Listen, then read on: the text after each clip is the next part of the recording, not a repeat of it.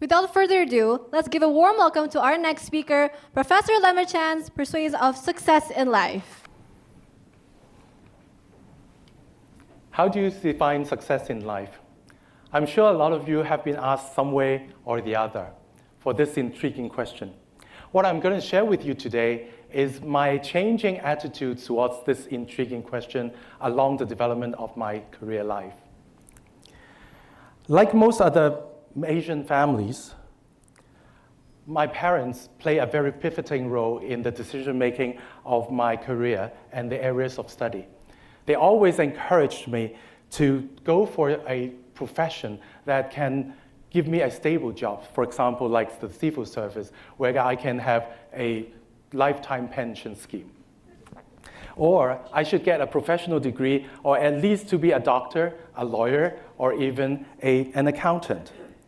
So people are always saying that social status and money is the most important thing in your life. And my mom is, of course, one of them who highly encouraged me to get for these kind of professional degree. But unfortunately, I was kind of torn between in my family, because my dad has a totally different view, because he has been an entrepreneur ever since he was young.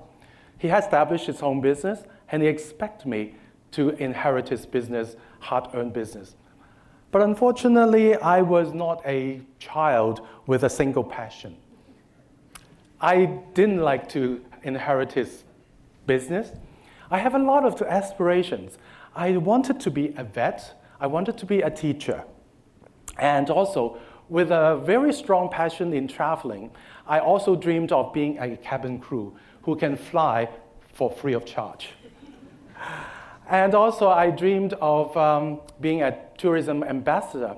Why? Because I studied in Canada, and one of my classmates actually asked me, "Is Hong Kong a part of Japan?" I said, "Of course not. Hong Kong is an international city." So that actually inspired me, that I should do something good for Hong Kong. So I carried on my dream for my study. I graduated from the University of Toronto, and then I further my study in INSEAD in France, and so also Tsinghua University in Beijing.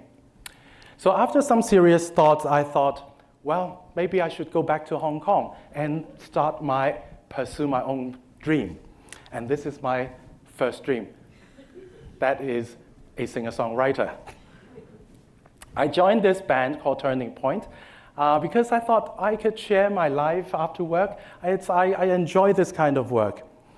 So I started to enjoy my life as a singer, but of course I did get a job. But that job was not like really a high-profile job. There was one day, my uncle came up to me and said, "Are you sure you want to continue a life like this? You won't get very far. Why don't you get a job in sales and marketing where you can have a higher potential to get a higher pay and a higher social status?"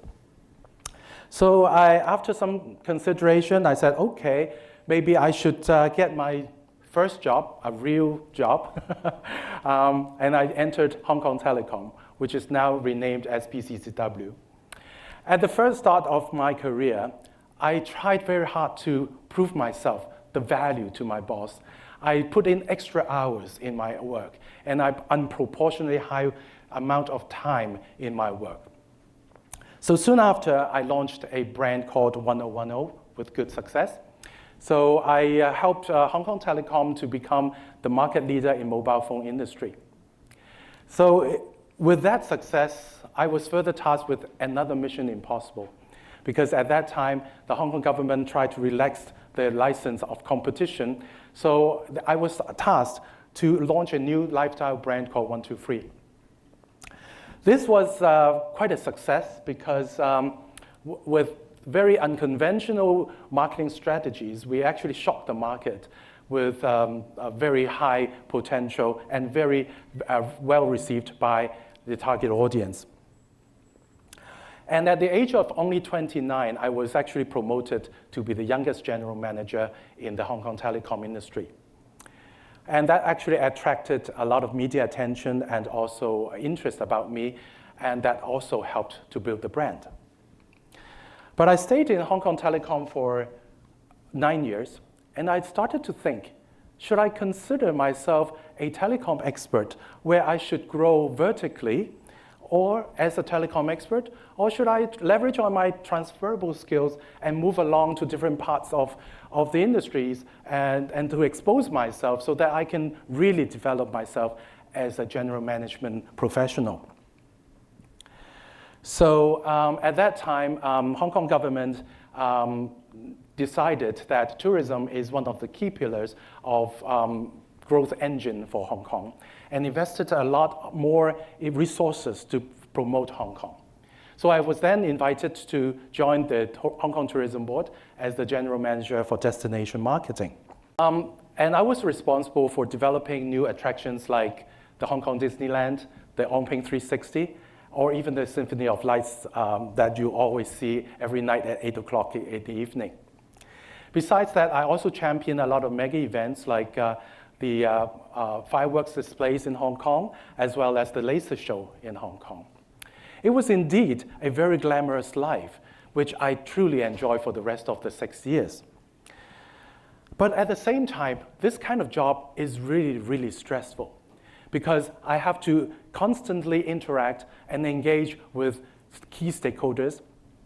For example, the high government officials, even the chief executive of Hong Kong, I have to have meetings with him. And also, I need to engage a lot with the Hong Kong legislative councillors. This kind of job is so stressful that whenever you go to work, I have to work. But whenever you go on holidays, I really have to work. Because when you are going on Chinese New Year, I have to organize the Chinese New Year parade. When you go for Christmas holiday, I'm actually in Central doing the countdown.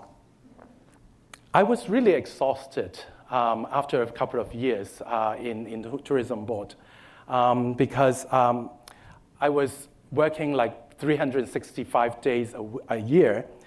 But at first, I didn't feel too much of a problem because at first I thought, well, I'm still young. So what do I have to lose? And in fact, to be honest, I did gain quite a lot in terms of money, in terms of social status, in terms of the monetary return, in terms of the personal connection that I have through this job. But unfortunately, this kind of busy life is really, really tough on me. And in the year 2003, there was a significant drop in the tourism industry because of the SARS attack.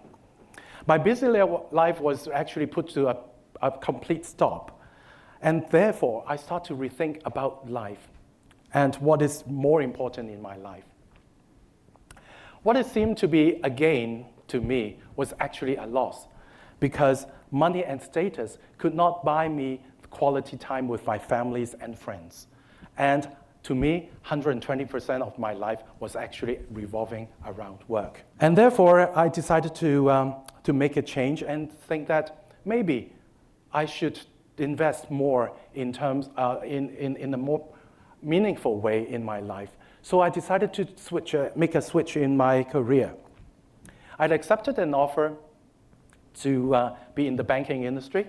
So I joined the DBS Bank as the managing director of the credit cards business and unsecured loans. At first, I really enjoyed it because, you know, banks, you don't have to work on during the weekends, right? Because banks close on weekends. So I thought at least I would be able to start practicing a balance of life. But unfortunately, I encountered the second crisis in my life. That is the financial tsunami in the year 2008. Billions of dollars were evaporated from the stock market, and thousands of jobs were actually lost during the financial crisis. Even the big banks like Citibank, HSBC, they started to do a retrenchment. And DBS is, of course, of no exception. So I started to realize how uncertain is about one's life. Money cannot buy job security. And job and career and social status are easily being affected by external factors that is beyond our control. Why should we invest into something that is so unpredictable and at the end, it might discourage you at the end? So I was thinking, should I be doing something more of my interest so that I would be able to make my life more meaningful? At that time, I was invited to join a new company. No, actually, it's an old company. It's a 50-year-old company called TSL Jewelry, to revitalize their brand.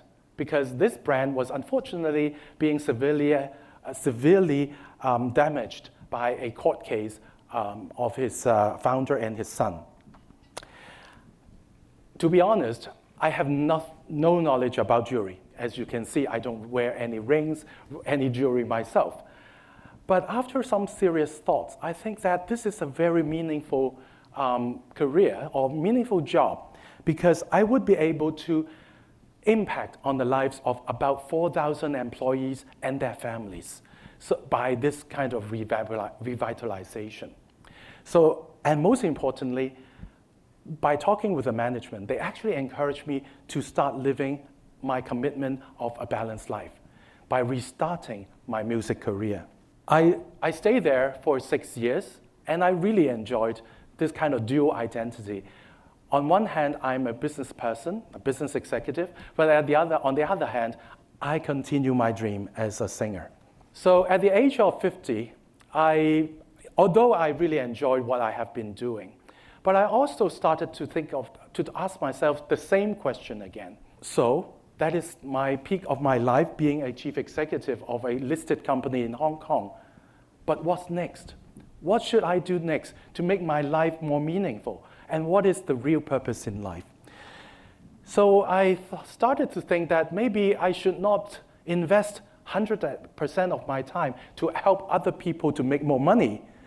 But how about I invest it into myself, that I should be doing something more meaningful, and at least to my interest. So that's why I want to do something with a social impact. So coincidentally, I was invited to join UNICEF Hong Kong. Honestly, I do not have any experience in social work, but I was really, really glad that I was able to join this big organization. But unfortunately, soon after I joined, my colleague told me, do you know what, Lambert? You have joined in the worst time of the organization, because I joined in the year 2019. That was my third crisis in life. That was the worst time in history in Hong Kong. It was double hit by the social unrest in 2019 and followed by COVID-19. So I was really, really sort of, what should I do? Because there's nothing I can do. The whole city was brought to a complete stop. And without any experience in social work, but I do observe the happenings in Hong Kong. And there was times at the start of the COVID crisis, I observed there are lines of people, especially elderlies, who are lining up to buy masks and sanitizers at the start of the COVID crisis. So I immediately championed a campaign called For Every Child Hygiene, which is the first of its kind for UNICEF in Hong Kong. We actually raised over $11 million, and I was able to purchase 1 million face masks for distribution to all the needies in Hong Kong. And I was also able to help those people who are living in subdivided flats to sanitize their toilets so that we can improve the health situation and health living condition for these people. I really enjoy my life at UNICEF, but I also started to question myself again. There's only one Lambert Chan. I wanted to maximize and multiply my impact and have some direct effect on those people who has in need. So what should I do next? So I was thinking, maybe education is the answer. So that's why I changed my role again, and I joined CityU, and now I'm the Deputy Program Leader for Global Business in CityU. I like teaching, not just because of teaching, to be honest. I actually enjoy the time that I would be able to interact and engage with the younger generation. where I will be able to share my life, my core values with them even after class. And most importantly, and many of them, and interestingly, they consider me not just a typical professor, but a personal friend that they can share their lives with. And I am very happy and lucky that I receive regular invitation to join their social activities, including going to gym together and swimming together. That's the joy of teaching others, teach myself.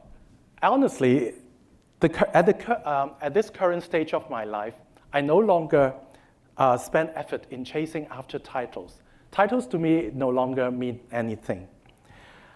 The satisfaction that's generated from the opportunities that I will be able to serve more people actually keeps me going, and that's the motivation for me to continue.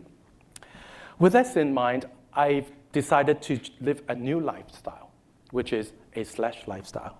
I wanted to be a singer, I wanted to be a teacher, but now I'm a part-time professor and a singer-songwriter. And also, I dreamed of to be a DJ. I wanted to be a tourism ambassador. I wanted to be a vet. But because of, and thanks to be a slash lifestyle, I was able to really be a part-time DJ for 2 radio stations in Hong Kong. And I also got a tourist guide license in Hong Kong as well, all because I am doing everything part-time. So thanks for being a slasher, I would be able to finally achieve all my childhood aspiration in one go.